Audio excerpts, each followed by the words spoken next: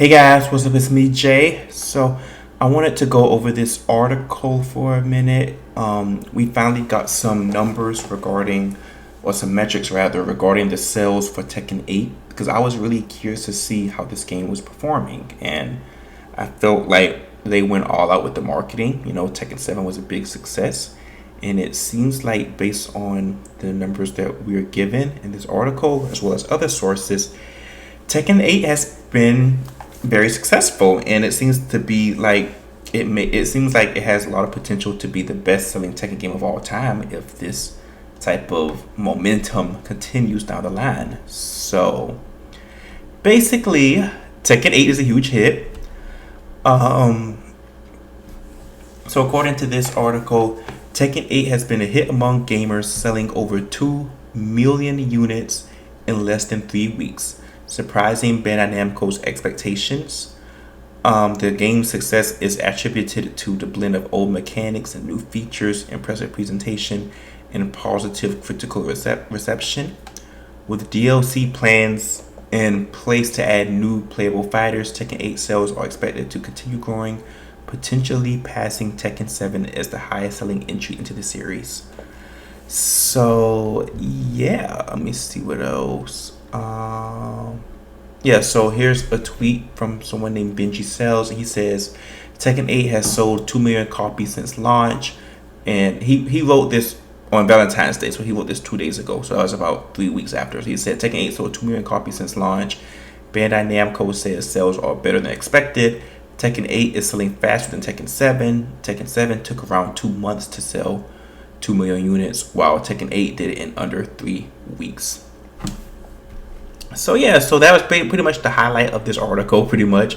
So I want to take some time to give my thoughts and give my thoughts on Tekken 8 overall, as well as what I think contributed to the success. So I think first of all, I would say overall, I think these sales and these numbers and metrics, this is very promising. So I think we can definitely expect Tekken 9. I guess because it was the first few days or weeks of any type of game, whether it's a video game or like a movie in movie theaters or a music album, the first couple of weeks, those are always very pivotal and very telling of how a game or how the product is going to do in the long term, it gives a good idea, because usually that's where you have the biggest volume of sales of a unit for whatever product you have. So it is really nice to see that Tekken 8 is very successful and is selling really fast, and it seems to be selling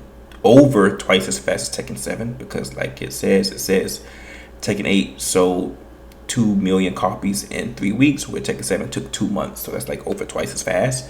So that's really promising. My thoughts on Tekken 8. Overall, I think Tekken 8 is a spectacular game. I really love it. Do I like it more than Tekken 7? I think overall, as far as the product itself, yes, but there are still some things I have to get used to, which is to be expected. But I would say, with the exception of Julia and Li Wulong not being in Tekken 8 right now, at least right now, I would say with the exception of that, I do like Tekken 8 more than Tekken 7. And I feel what I like about this game, I feel like the presentation is beautiful. The stages are spectacular. I feel like they really went all out. I feel like the story mode was pretty good. It's very cinematic, very very entertaining for what it is. I love how they included every single character in the story to some degree. I love the character endings. I love how they brought that back. I love the different cutscenes. I love the different character designs. I feel like they look pretty good. I feel like the characters they have in the game, I like the ones that they have in the game. I think most of them I approve of. There's about maybe 4 or 5 characters in this game that I'm just what the heck? Why are they here? They could have put some other people in, but as far as the gameplay, I do Tekken. I always love this game because as far as the gameplay as a whole, I always prefer this game over Street Fighter and Mortal Kombat just because it looks more realistic and it seems it's like a lot more natural and it's really based on real actual martial arts. I mean, there are some exceptions, but for the most part, the movement looks really realistic. I love how they have like a lot of depth. You can do like a lot of side stuff, like 3D movement. That's really spectacular. It makes it feel more realistic and more smoother. It doesn't feel all choppy and just flashy like Street Fighter in my opinion. But that's just my preference. So I love that, and along with that, I love how the characters like themselves look more realistic, look more real. Like a lot more detail. Like there's like a lot of texture, a lot of details in the face, a lot of a lot of really detail. So I love that. The gameplay overall, I like the gameplay. I will say the one thing about the gameplay, I do feel that this game is very, very aggressive. And clearly that's what the developers were going for. So I guess good job. But I think, with the whole heat engagers and the heat dash and the heat smash and then adding rage on top of that, along with them making a lot of questionable choices regarding the safety of a lot of these moves, like not just moves in heat but just regular moves in the neutral, as well as like breaking a lot of rules as far as moves that jail and stuff, and just how it seems like punishing, to me at least, it seems like punishing moves has gotten a little bit more difficult, or the punishment, unless you have like a character that takes like a big chunk of damage from like a 10 frame, like a Jun Kazuma, a King, or a Dragunov. I feel like the punishment isn't as rewarding on here. Like they really aren't rewarding defense and punishment as much in my opinion. But I will say this. I feel this game is a little too aggressive. I get that's what they're going for whatever reason. I mean, they wanted to look more dynamic, more flashy, and I get that. But I do, if it was up to me, my suggestion, I would say keep the heat stuff, but instead of it being available for each round, like a whole meter at each round, I say just for each like complete match, like I think maybe allow the heat meter to go, maybe allow 2 heat meters for the whole entire match. So not one per round, but for like, so like if it's like so of course any match consists of like anywhere from 3 to 5 rounds. So rather than having a character be able to go into heat potentially 5 different times for each round, I think allowing the characters to go into heat just twice, regardless of how many rounds there are, so whether it's 3 rounds or 5 rounds, just twice, I think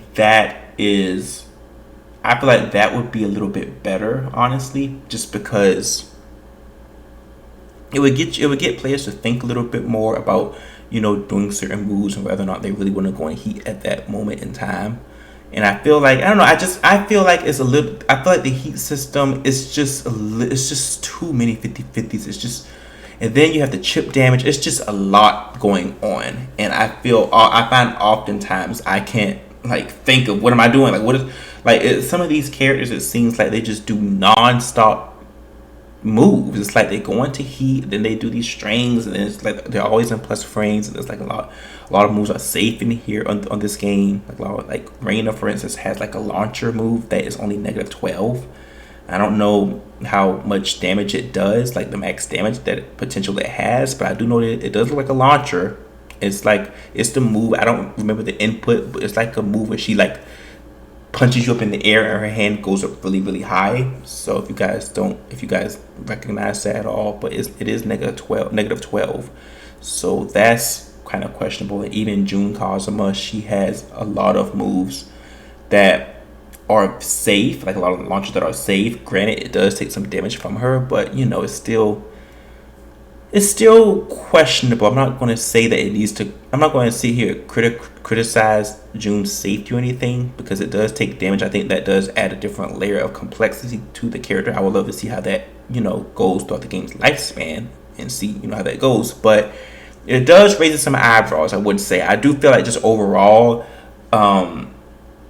is the game is a bit too aggressive, and I don't mind it being aggressive. I get that's what they want to go for. I get it, you know what I'm saying, but I do feel like it is a bit, the heat system is a bit too much, and I think limiting heat meters just twice, regardless of how many rounds there are for in a match, I think that would be an effective solution. I mean, I don't expect them to do this. I think it's going to stay the way it is, but other than that, that's really the main thing.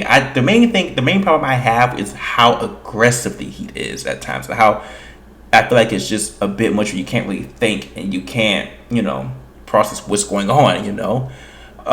But besides that, I do like it, and I think it's good. I think this game is really brilliant because, sure, a lot of things have been simplified, like with the heat system, as well as just certain moves, and just like you know, it's I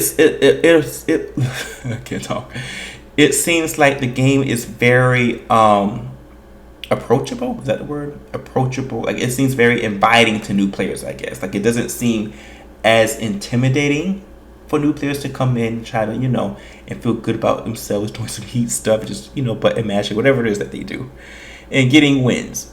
But at the same time, to master this game and to be like a pro at this game and really know what you're doing and know how to handle things and knowing how to master not only the heat system but just the non-heat neutral, being able to master the defense and things. I think this game has gotten hard. I think this is the hardest that Tekken has ever been, honestly. Like, this game is very, very difficult, and I think so. I love that duality of how it seems like it's way easier to get into. Like, the skill floor is a lot lower, but the skill ceiling is just that much higher. Like, this game is very, very difficult. And I don't think that's a bad thing. I like that. I actually do like that. Like, I love that duality, and I love that. I think that's something that has always made Tekken unique. Well, I can't say unique because I haven't played many other fighting games, but I do think that's something I do like about Tekken in general. I love how you can make it as complex as you want it or as simple as you want it, and there's like a place for everyone to feel special about themselves. But yeah, so I love that this game is doing great. My other criticism that I have for this game, honestly, is, and I've said this a million times, the deals. Some of the characters, some of the notable staple characters that are missing from the base roster, such as Julia, Lei Wulong, Anna Williams, Eddie Gordo, Craig Marduk, Armor King. I could go on. I feel like obviously they want to keep some of them as DLC, and I get that, but it's like, I guess it's just, shouldn't it be some other characters' terms to be DLC this time? Like, for instance, I think Anna being on the base roster over Nina, I think Nina should have been DLC. I feel like Nina just gives me Karen vibes. Like, I'm sorry, the reign of Nina is over. She is not as iconic as the developers want it to be anymore. Like, people don't really care about Nina much anymore, and I feel like Anna is much more charismatic, much more interesting, has much more character, and I think she would have been a really great assistant to Kazuya in the story. And I don't know why they keep giving her the low ball. Like, I feel like Anna should have been in the base roster in the story over Nina, and I think that would have been more interesting. I think Lei Wulong should have been on the base roster. He's a staple character. I love the guy. And he is very unique, very interesting, very fun. And apparently, apparently he has low usage compared to like a lot of other characters. So I think that's all the more reason to include him in the base roster, just because, he's a staple, like, he's iconic. And if you guys put Shaheen and Zafina in, and the Bears in, which have very low usage, so I'm like, why couldn't Lei get it? Like, he's way more popular. Nobody asked for Shaheen, and not many people asked for Zafina, and it's showing.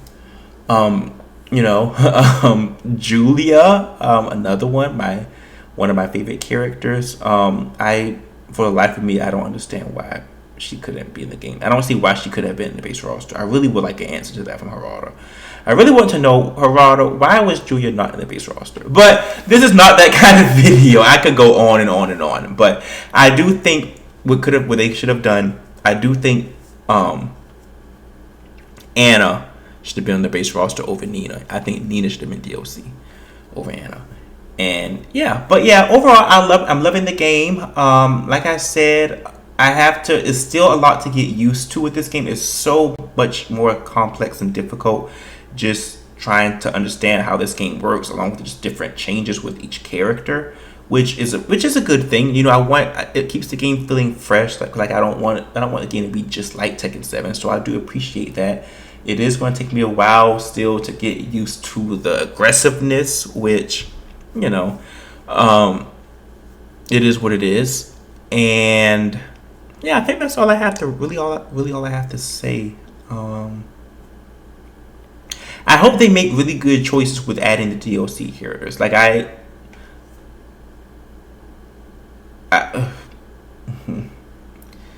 Fakuram and Lydia, I hope that rumor is false about them being season 1. And that's all I'll say on that. So yeah, I'm glad, but I think overall Tekken 8 is a great game.